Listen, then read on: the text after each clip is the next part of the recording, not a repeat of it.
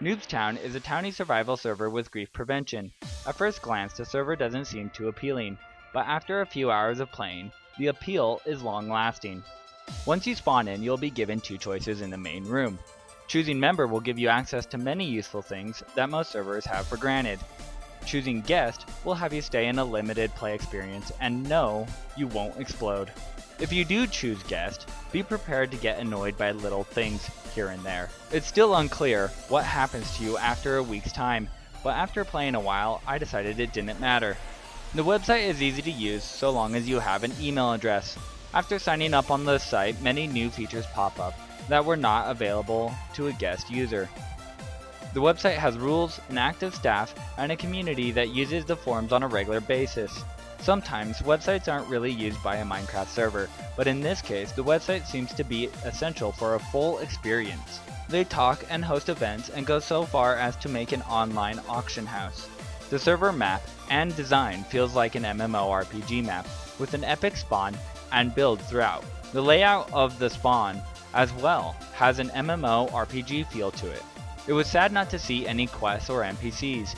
Upon further play, it turned out there was in fact NPCs and quests at one point in time.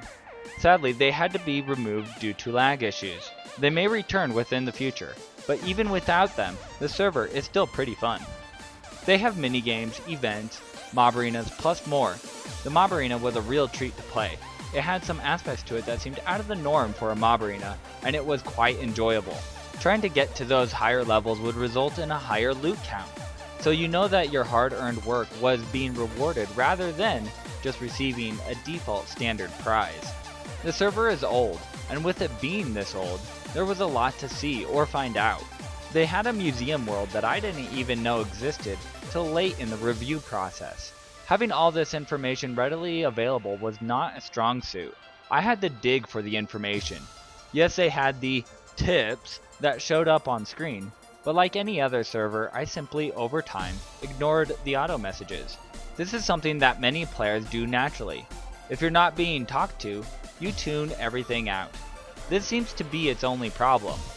The server has many great towns, lots of constant players, a strong server community, and a safe place to play for all ages. From playing the server, I have to agree with the statement they have.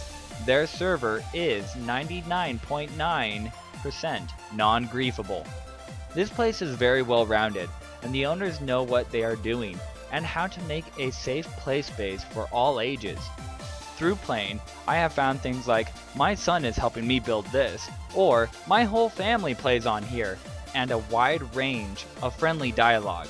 This place has one of the best places to play for people who want to have safe family fun on Minecraft. So with all that said, the final verdict is an 8.0.